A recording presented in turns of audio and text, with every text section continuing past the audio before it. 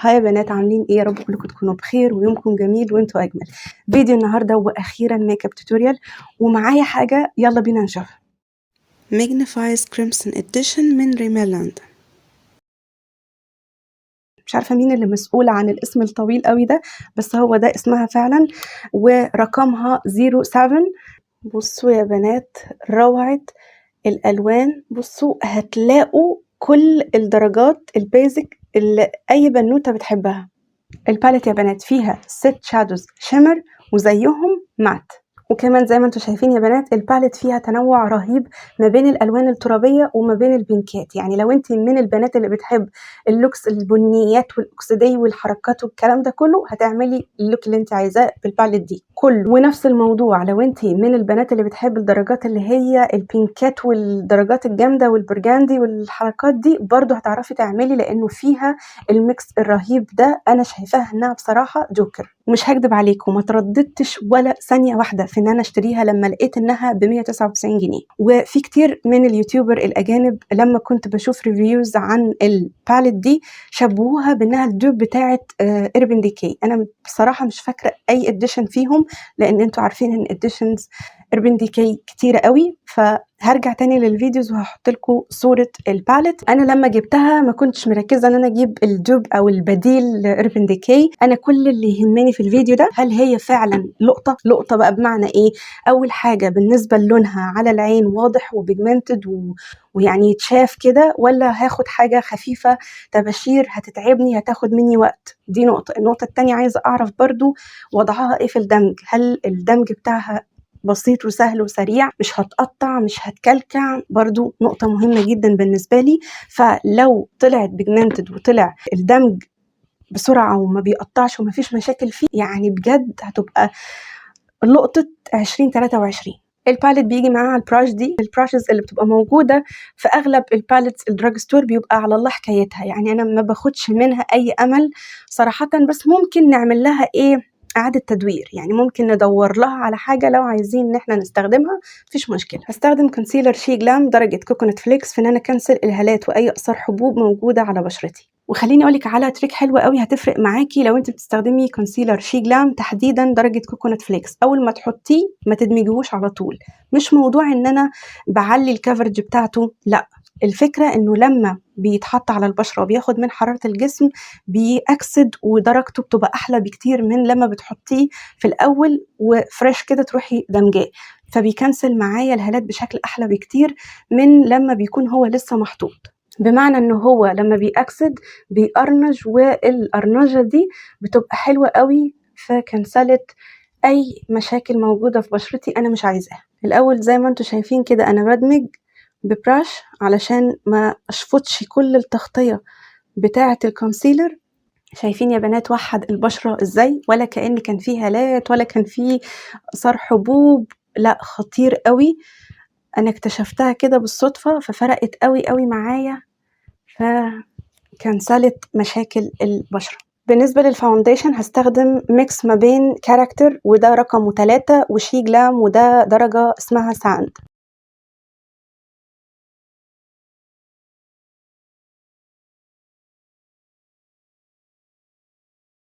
وهاخد الليكويد كونتور من شي جلام، بطلع الكونتور هنا كده فوق قوي. فاكرين لما كنا بنحط البلاش بدأت اجيبه من فوق قوي كده وانزل زي ما انتوا شايفين، لانه لما بحط وباجي ادمج لقيت ان هو بينزل معايا قوي في الدمج فبيبقى الشكل مش عاجبني. فمؤخرا بقيت بعمل الحركة دي وبحاول ان انا اكنز قرطي شوية. هي قصيرة بس عريضة من الجناب فبكنزها شوية.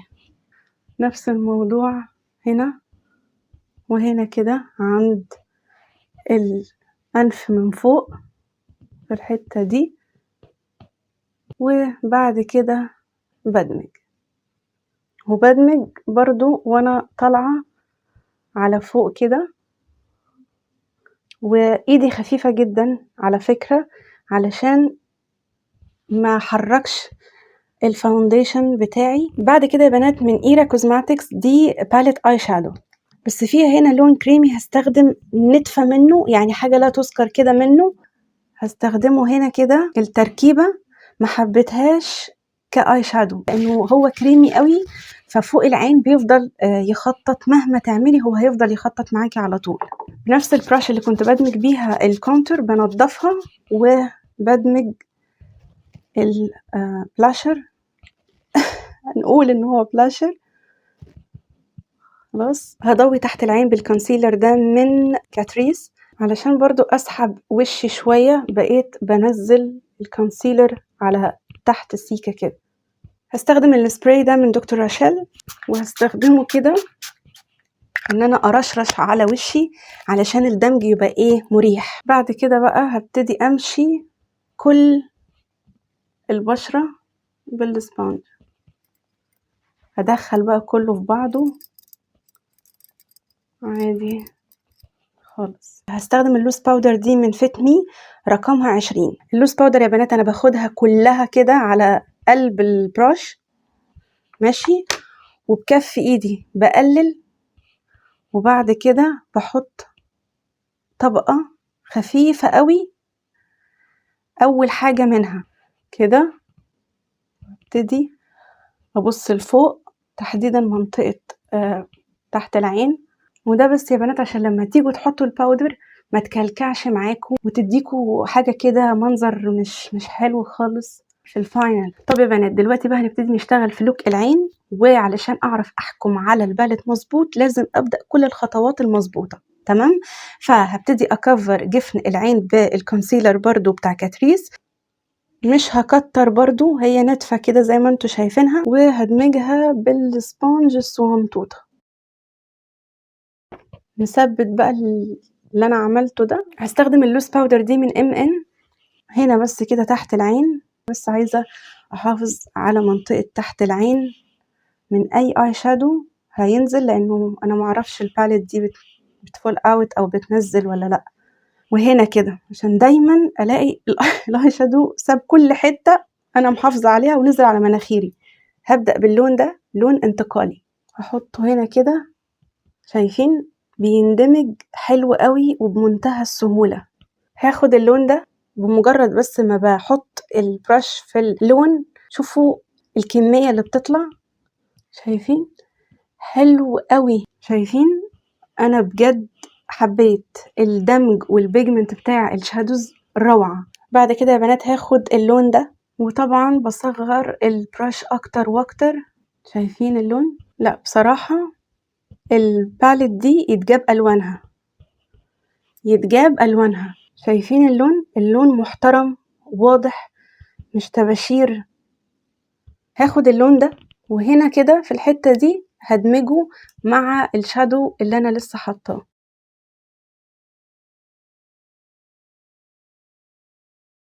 ايه ده يا جماعة، ايه ده؟ أنا هنا مش مرتاحة للمنظر ده، فهاخد فرشة تكون خشنة، شعرها خشن مش ناعم، وهدمج الحتة دي. ودي نصيحة مهمة جدا جدا، أي بنت تلاقي إنه الشادو كلكع معاها مش بيندمج مش عارفة إيه، لازم تدوري على براش تكون نظيفة وشعرها خشن، وتبتدي تدمجي كده في ثواني المشكلة بتاعتك هتتحل. شايفين؟ أنا عايزة أقول لكم إن أنا اندمجت قوي مع مع البيجمنت ومع الحركات، ونسيت أنا كنت هعمل إيه ولا بعمل إيه ولا إيه اللوك اللي أنا محضراه ولا مين رايح فين. أنا طول عمري كده الحماس بيوديني في داهية، بينسيني أنا كنت باعمل إيه. هانضف بس الكريز بتاعي، خلاص هيبقى هاف كده، يعني هيبقى نص دايرة، علشان هبتدي أحط حاجات فاتحة وشمر وكده، فعايزة أشوف الوضع هيبقى عامل إزاي. هاخد اللون الفاتح ده أحطه هنا كده، أكيد واضح على الكاميرا، واضح قد إيه إنه لأ جامد قوي. هاخد اللون اللي جنبه على طول ده بصباعي بقى المرة دي وهميكس. فاجئني. طب هفتحها بدي درجة شديدة جدا. الألوان الشمر اللي فيها شديدة شديدة، هستخدم الرموش دي يا بنات من شي ان، اسمها بي تي لاش، تمام، ودي رقمها 6. وطبعا هرسم ايلاينر في الفتره اللي الكاميرا هتشحن فيها وارجع لكم. طب يا شباب، زي ما انتم شايفين كده انا ما حطيتش ايلاينر، اكتفيت بس ان انا اعمل بوزه في مجمع العين، وحسيت ان الرموش كفايه، يعني خدمت اللوك من غير افوره. طيب بالنسبه لحواجبي، كل اللي هعمله فيها تاتش كده، انه اخلي الشعرايه 3D واضحه شويه، فهحاول ان انا اخليهم الى حد ما الاتنين قريبين من بعض، بس مش اللي هو التيبيكال. طبعا في الحوار ده انا بستخدم القلم بتاع شي جلام، والدرجه دي اسمها او بورن. هنفض بقى الباودر دي. هو بأمانة الباليت ما نزلتش أي فول أوت، فده كان عاجبني جدا، إنها مش محتاجة بعد كده إن أنا أأمن قوي زي ما كنت عاملة، بس طبعا عشان كان أول مرة استخدمها كنتش عارفة دنيتها فيها إيه، فقلت أمانا أكتر يعني للموضوع. قبل ما أقرر نهائيا أنا هستخدم كحل لونه إيه، خلوني أشتغل تحت العين الأول، وبعد كده أشوف هو محتاج أسود فعلا ولا محتاج حاجة كده تكون بيج. أنا هستخدم الألوان بالتدريج، كل اللي عملته فوق هعمله تحت. براش بنسل، وهحاول ادمج كله في بعضه كده. نفس الاي شادو، مش ممكن المشاكل دي. هستخدم الباليت دي من ال جيرل اللي هي اللي اسمها بلاشد بيبي، هكانتر وهبلاش. البلاشر بقى بحب احطه بالفرشة دي اللي هي المفرغة دي، وبحطه هنا كده. بحب احط البلاشر فوق الكونتورينج بتاع الوش. شايفين الكيت الصغنطوطة بتاعت الحواجب دي اللي هي اصلا من ريميل لندن، هي الباودر اللي فيها دي استخدمها از كونتور للمناخير، لانها على جراي شوية. بدمجه ببراش تكون كيرف كده. هنضف كل الخطوط بالباودر دي من نوت رقم 3. طيب قبل ما انضف حوالين الشفايف، هاخد الطرف التاني من القلم بتاع شي جلام، وهعمل تحديد كأنه ليب لاينر. هاخد الهايلايتر ده من ايرا كوزماتكس برضو.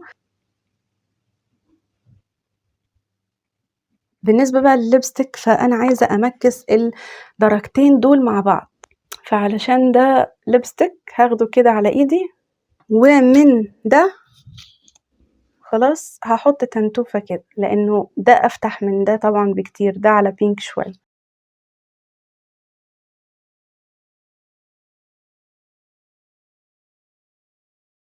ده يا بنات الليبستيك تقريبا اسمه جوني تقريبا، ورقمه 8، دي براند امريكي، وده البديل بتاع سوبر ستاي من براند اسمها لورا، والبراند دي موجودة برا مصر في الخليج، براند محلية زي عندنا هنا كده اماندا وتشاو ومش عارفة ايه والحركات دي. نفس الدرجة ونفس الاسم هتلاقيه في ميبلين اسمه لافر. وعلشان كله يدخل في بعضه وما يبقاش فيه اثر لا باودر او اي حاجه، هرش الميك اب فيكسر ده من اوفرا علشان ادخل كل حاجه في البشره في بعضها. خطير قوي قوي، وسعره ولا حاجه مقارنه بالكواليتي اللي معاكي. ريحته حلوه، ريحته زي بيرفيوم كده، بس هادي قوي، مش زي بتاع محمود سعيد ده اللي هو ريحه الياسمين، لا ده هادي، وبيخلي كده كله يدخل في البشرة زي ما انتوا شايفين. طيب الجماعة اللي قاعدين مستنيين، هدير قررت تحط كحل اسود ولا بيج، خلاص يعني خلاص كفاية كده، مش هشوقكوا اكتر من كده، قررت ان انا احط كحل اسود. هستخدم الجيل لاينر بتاع انجلود وهحطه جوه العين. بصوا بقى يا بنات، في حاجة هعملها ولما اندم قولوا لي تستاهلي. فوق الليبستيك ده انا عايزه احط الليب جلوس ده بتاع ميبلين، اللي هو الليفتر جلوس ده من ميبلين درجه رقم 6.